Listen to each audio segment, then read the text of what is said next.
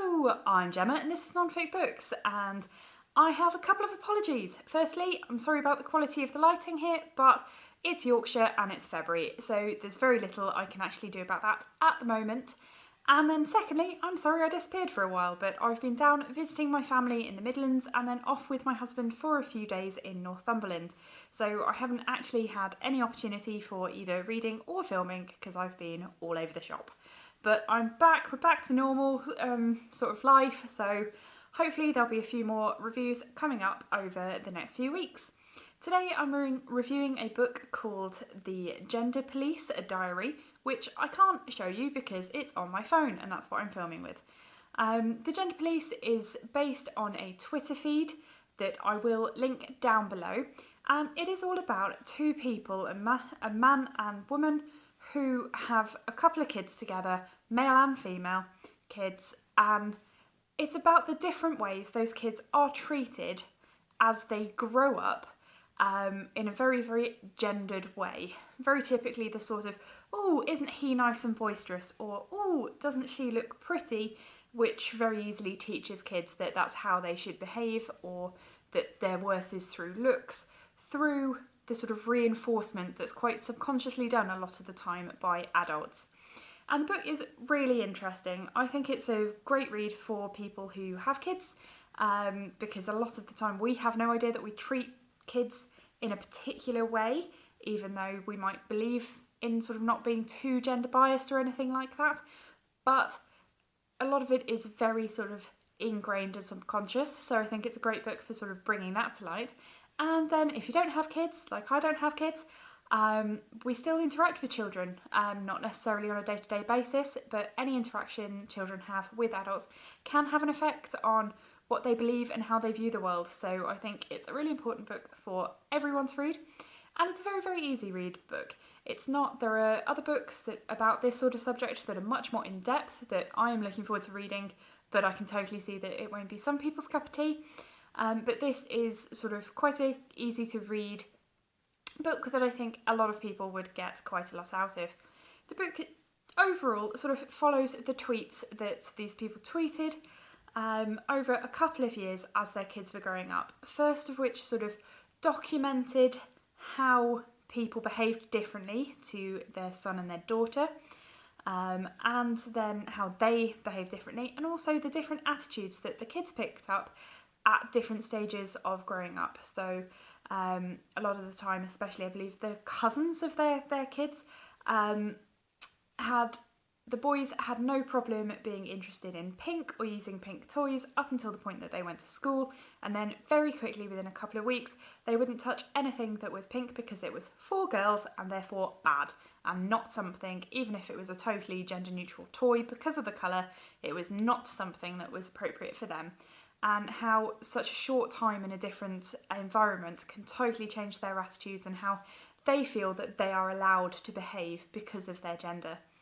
And I thought it was a really interesting look. Obviously, because I don't have kids, I don't experience these things very much. And when you're a little kid, you're not really aware of the fact that you are experiencing these things. And then it generally tends to be as you get older that you then sort of look and learn about these and often sort of step away from them and try and avoid them. And I thought it was a really interesting look at that sort of time period. It is quite a light look. They haven't added too much from their tweets and their blog into the book.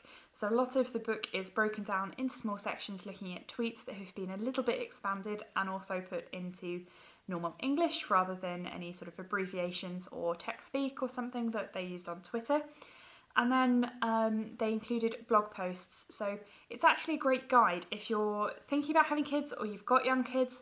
There's a lot of recommendations for either different ways to behave, or if you do believe in sort of trying to provide great female role models for kids that aren't necessarily just the typical princess that needs rescuing role model, then they have great lists of books where there's a different family dynamic. The female character, well, there is a female character that actually does something and it isn't just there to either be rescued or be a carer, and ones that just have a little bit of a different emphasis to the sort of traditional role that women are often given in kids' books. And they have the same thing with films, and then some great places as to where to look for toys, which are not boys or girls' toys. They're just interesting toys that any child might enjoy depending on their interests, not their genitals. Which there's a wonderful little flowchart in there that I absolutely love that I'll link if I can find it. But basically the gist is, if you're looking for, is it appropriate for a boy or a girl? Do you use the toy with your genitals? Yes. It's not for kids, so don't buy it to them. No, it's for any child. Let them decide whether they want it or not. And I think that's a really sort of good, very quick summary of a lot of why we shouldn't have such a big boy-girl divide with toys. And a lot of it looks at the sort of criticisms about the sort of trying not to overly gender things, and how, oh, it's so natural. You look at kids that are even 1 or 2 and they'll do this. And they highlight, along with linking to studies that actually do a lot more scientific research into this sort of thing, how much actually by 1 or 2, the children have been influenced so greatly by society's standards that it's not natural. You can't use their behaviour as evidence of natural behaviour because they have been taught very clearly that certain things are appropriate for boys and girls. If you're really interested in this sort of subject, this might be a bit too light a book for you, because it doesn't go hugely into the sort of sociological, historical, biological looks at gender, which are very interesting, and I will link a couple of books down below, or put the details anyway down below, of a couple of books which do look into this sort of topic more in depth. I haven't read them, but I'm looking to read them, so hopefully in the future there'll be reviews of them.